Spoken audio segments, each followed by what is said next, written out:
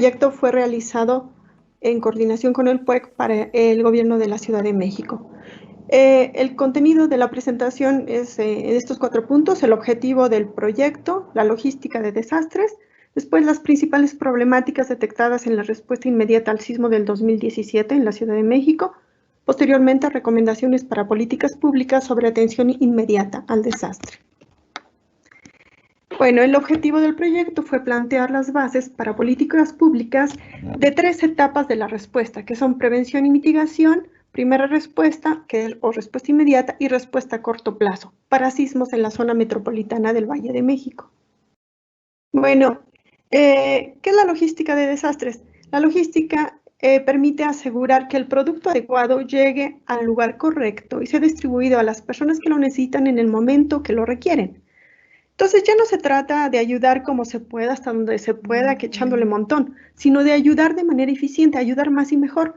Y esto lo permite hacer la logística, mejora la respuesta a un desastre y además permite la gestión integral de los procesos, por ejemplo, seguimiento de actividades y procesos, evaluación tanto de los responsables de los procesos como de los propios procesos. Porque, ¿qué pasa si la ayuda no llega a tiempo?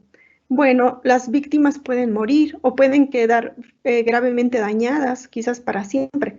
Entonces, el objetivo de este problema de programación matemática es minimizar el sufrimiento humano. Y esto se hace cumpliendo con la demanda que requieren las víctimas cuando la requieren, principalmente, con los recursos que se tienen disponibles, ya sea materiales, humanos y de la información. En realidad no es solo un problema, son un conjunto de problemas de programación matemática que están interrelacionados. Las etapas de respuesta a desastres son estas que se ven aquí. La primera es mitigación y preparación, que es antes de que ocurra el desastre, para que no nos agarre pues sin preparación. Después ocurre el desastre y en las primeras horas se da una respuesta post-desastre, una respuesta inmediata.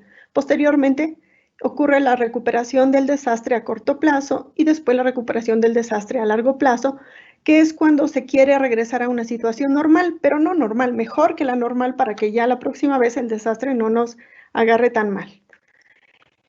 La logística de desastres permite la coordinación entre los grupos de respuesta y evita acciones redundantes entre estos grupos, interferencia entre ellos, competencia que se da a veces en lugar de colaboración. Para eso se requiere el conocimiento de qué están haciendo y dónde están los otros grupos, en qué sitios están o van a dar atención, qué bienes, qué personal, qué equipo van a llevar, qué cantidades de estos van a llevar y cuándo estarán disponibles esos recursos y en qué lugar. En México, los grupos de respuesta que tenemos son los militares, el Ejército y la Marina, el DIF, la Cruz Roja, los grupos de topos, por ejemplo, grupos de donadores y de respuesta nacionales e internacionales, voluntarios de la sociedad civil, el sector privado, los medios de comunicación, entre otros. En realidad, los medios de comunicación no son un grupo de respuesta, pero son muy necesarios para obtener el apoyo de los donadores, aunque consumen los recursos escasos del lugar donde se encuentra el desastre. Y pueden complicar la ayuda a veces porque a veces piden donaciones que no se necesitan o de la forma que no se necesita. Bueno, pero en un desastre hay incertidumbre y se tiene que pronosticar la demanda, que es cuánto se necesita, quién la necesita, dónde. Y se tiene que determinar esta demanda para los sobrevivientes y también para los equipos de respuesta. Es, por ejemplo, para los equipos de búsqueda y rescate, que también van a necesitar comer y tener bienes o ayuda, para los equipos médicos, para los equipos de transporte, entre otros. Y se tiene que pronosticar la demanda para determinar los procedimientos para la distribución de la ayuda a las víctimas y también para el preposicionamiento de los suministros en los centros logísticos que van a atender el desastre.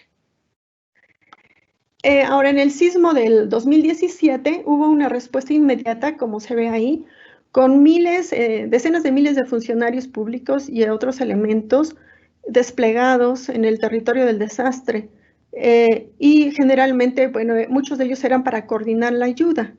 También hubo ayuda de la población en general y de grupos civiles y organizaciones humanitarias que donaron bienes, hicieron revisión de estructuras dañadas, remoción de escombras y realizaron operaciones para el suministro de bienes a las víctimas, entre otras cosas. Pero nosotros, una vez que ocurre el sismo, ¿qué hacemos? Evacuamos. ¿Y después qué? En ese caso no había información sobre la cobertura y el impacto del desastre, entonces había incertidumbre. Se suspendieron todas las actividades y hubo una salida simultánea de millones de personas que iban a ver a sus seres queridos o regresar a casa. Al mismo tiempo, muchas vialidades quedaron afectadas por edificios derrumbados y hubo fallas eléctricas que ocasionaron fallas en semáforos. Total que hubo un colapso en los sistemas de transporte, un caos. Los grupos de emergencia no llegaban rápidamente a donde se requerían. Muchas personas tuvieron que caminar por varias horas para llegar a su casa. Y en la congestión tan grave que había, hubo robos también, además.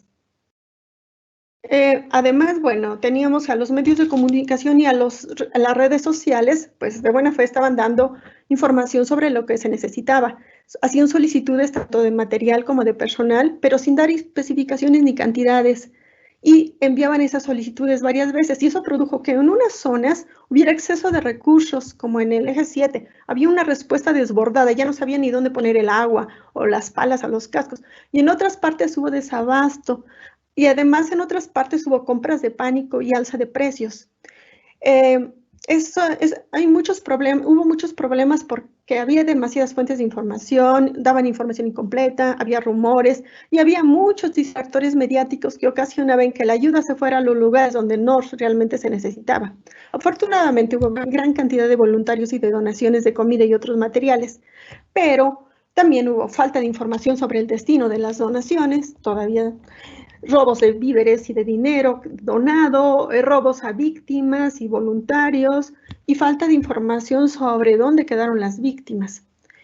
Como decíamos antes, gran número de servidores públicos se fueron desplegados para coordinar la ayuda, pero muchos de ellos no tenían ni la menor idea de qué hacer.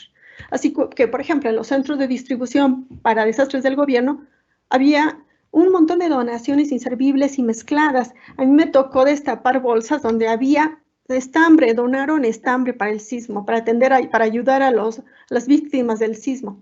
Y bueno, también algunas donaciones se deterioraron porque las instalaciones no eran adecuadas.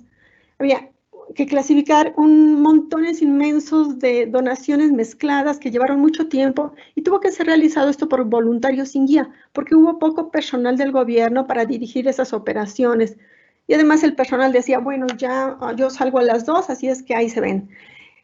Los voluntarios llegaban en muchos, pero no sabían cómo apoyar, nadie los coordinaba, hasta que alguno de ellos decía, bueno, yo coordino y tú haces esto, ustedes hagan esto.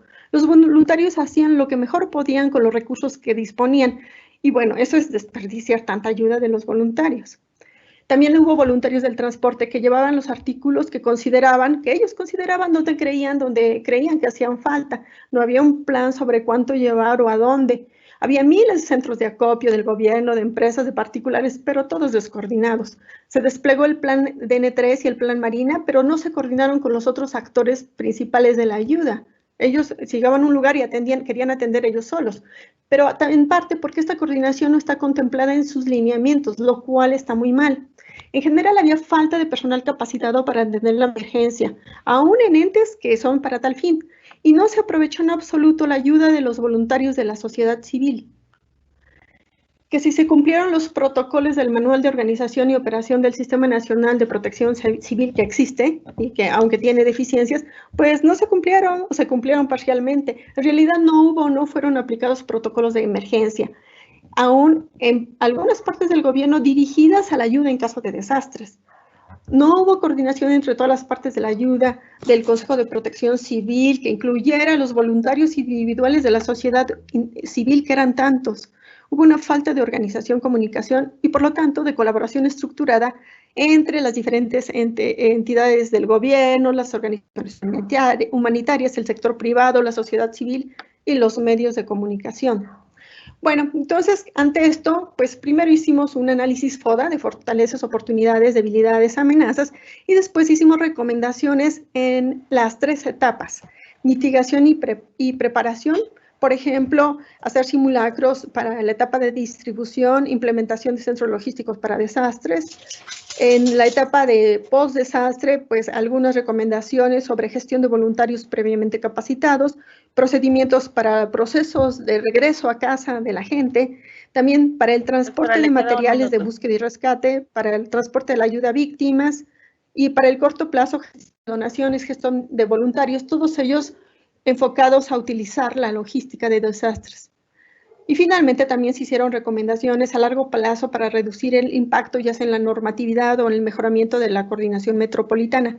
Y recomendaciones para políticas públicas de transporte y desarrollo urbano metropolitano para que en el futuro pues haya menos víctimas. Y bueno, eso es todo.